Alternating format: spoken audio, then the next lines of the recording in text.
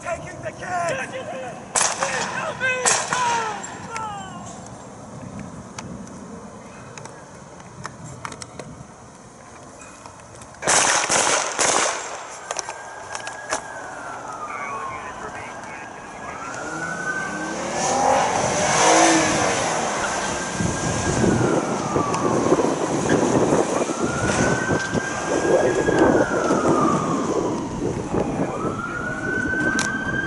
Ahead of the new school year, the Stafford Township Police Department held an active shooter training drill at McKinley Avenue Elementary School to continue to be ready for a situation that they hope never happens anywhere. This large-scale simulated event was orchestrated with all the details in what could happen in such a situation. So there was an initial precipitating event was a motor vehicle accident. Subject got out, ran towards the school and started shooting a rifle at that point. Our officers were dispatched, and they're immediately neutralized the shooter, and then they're clearing the building at this point. Every detail was mapped out in this simulation, including parents rushing towards the school, law enforcement and SWAT teams doing a sweep of the school, and more. What we do is we prioritize our response, with the greatest priority being to stop the shooting. Then we go to rendering care for the injured, and we start working our way out from there. What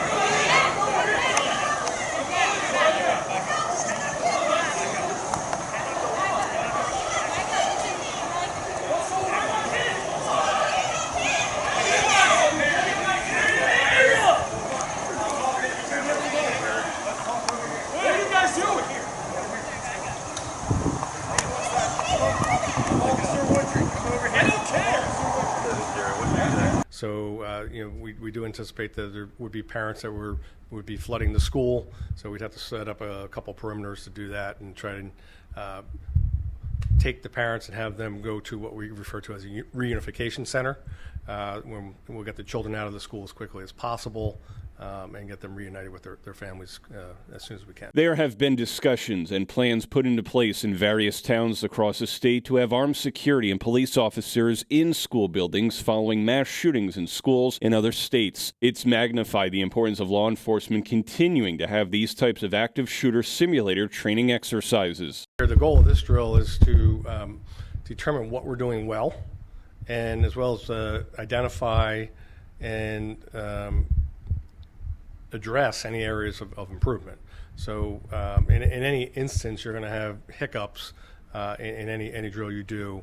We're going to have a debrief after this event is over with everyone that is involved, and we're going to identify, again, what we did well and where we need to improve. And we're going to take that list of areas where we need to improve, whether it be, oftentimes it's communications and logistical issues, and we'll try to formulate plans that will address that, pre-plan it, so that, God forbid, if this does ever happen, that we can be better prepared to address it. The realness of what was said and heard in this drill served as a reminder of the possible dangers out there that need to have action plans prepared now. As I saw this drill happen before my eyes, my heart sank as a leader of the school district, knowing, we're responsible for 4,000 students, and I have children of my own. So to come together and see what actually could happen, and the response of everybody responding appropriately, quickly, and actually practicing this, it was simply amazing.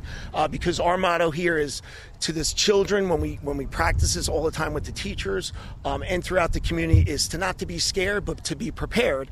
And this, in fact, shows you that we always want to be prepared. There have been safety officers, many retired police officers, working in the Stafford Township School District since 2015, and that will continue in the new school year, as well as other continued security measures being taken. They are armed, it's concealed.